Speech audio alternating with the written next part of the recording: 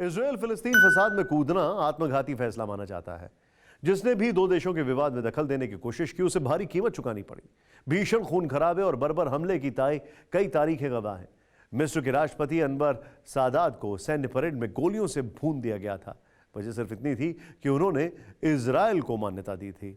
Israel के नए commander Naftali Bennett का सबसे बड़ा इम्तिहान मजहबी तकरार लेगी, क्योंकि इजराइल का नया किंग मेकर एक मुस्लिम लीडर है। इजराइल की उस इस्लामिक पार्टी का नाम राम है, जिसके लीडर मंसूर अब्बास और नफ्ताली बेनेट की सोच में जमीन आसमान का फर्क है। टेलीसीरीज के इस एपिसोड में देखिए धर्म युद्ध, द वैरीड इक्वेशंस।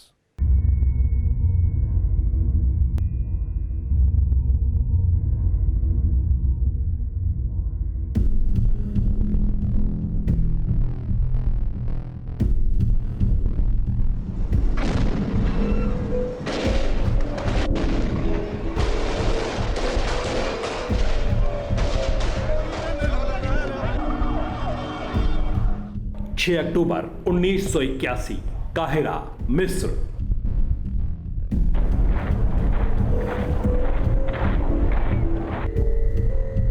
लंदन से एक विशेष प्लेन से प्रेसिडेंट मोहम्मद अनवर सादात की नई वर्दी लाई गई थी। ऐतिहासिक मौके पर मिस्र के फील्ड मार्शल सितारों से सजी उस नीली वर्दी को पहनकर सैन्य परेड में पहुंचे।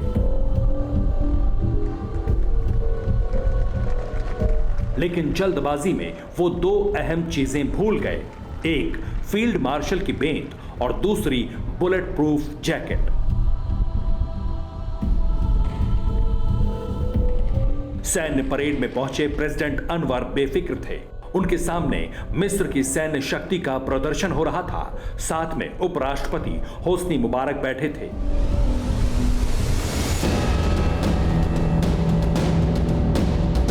परेड में मिस्र की एयर पावर दिखाई जा रही थी। सबकी निगाहें आसमान पर थी। इसी बीच सलामी मंच के सामने सेना के ट्रकों की परेड शुरू हो गई। लेकिन परेड में शामिल एक ट्रक अचानक सलामी मंच के सामने रुका और उससे अनवर सादात पर फायरिंग शुरू हो गई।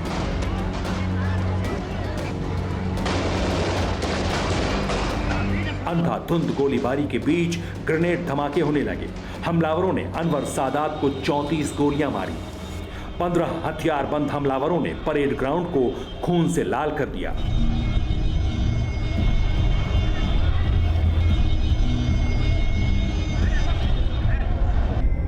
हमले में राष्ट्रपति की मौत हो गई। हत्या की साजिश लेफ्टिनेंट खालिद ने कट्टरपंथियों के उकसावे पर रची थी।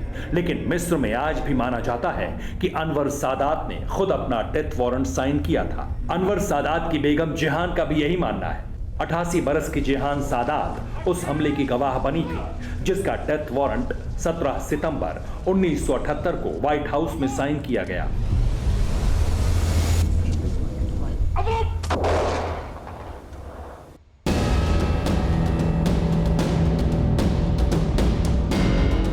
अमेरिका के मैरीलैंड में कैंप डेविड है, जहां इजराइल के प्रधानमंत्री मेनचेम और मिस्र के राष्ट्रपति अनवर सादात ने 17 दिन तक बातचीत की।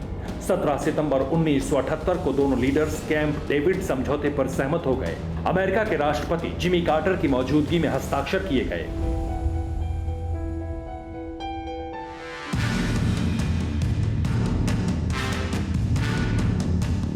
समझौते के साथ मिस्र ने इजराइल को मान्यता दी।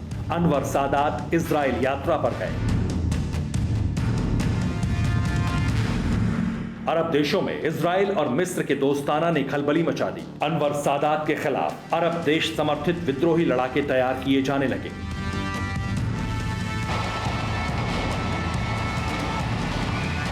मिस्र की सेना में आतंकियों की घुसपैठ करवाई गई। उनकी हत्या मिस्र के विजय परेड के दिन कर दी गई। इजराइल और अरब देशों में अमन कायम करने की कोशिश की कीमत अनवर सादात ने चुकाई।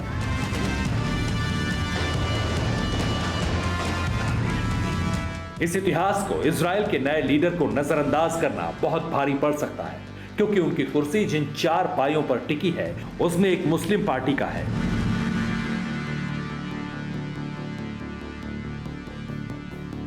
इजराइल में यूनाइटेड अरब लिस्ट नाम की पार्टी है, जिसे हिब्रू में राम कहा जाता है।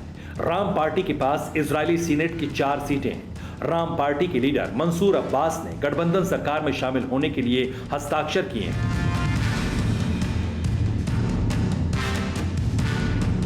फिलहाल बेनेट के हर फैसले पर मंसूर अब्बास साथ हैं, लेकिन कितने दिन रह पाएंगे इसकी कोई गारंटी नहीं। दोनों लीडर दो ध्रुवों पर खड़े हैं। मंसूर अब्बास फिलिस्तीन समर्थक हैं, मुसलमानों के हक के लिए लड़ते हैं, जबकि नेफ्ताली बेनेट नेतन्याहू से भी कट्टर यहूदी समर्थक हैं। बेनेट पूरे वेस्ट बैंक को इजराइल का हिस्सा मानते हैं। इन मान्यताओं में कोई तब्दीली भी नहीं आनी, क्योंकि जो विवाद सदियों से नहीं सुलझा, जिस पर कई बार युद्ध हो चुके हैं, न जाने कितनी जानें जा चुकी हैं, उसे सुलझाना इन दोनों लीडर्स के बस की बात नहीं।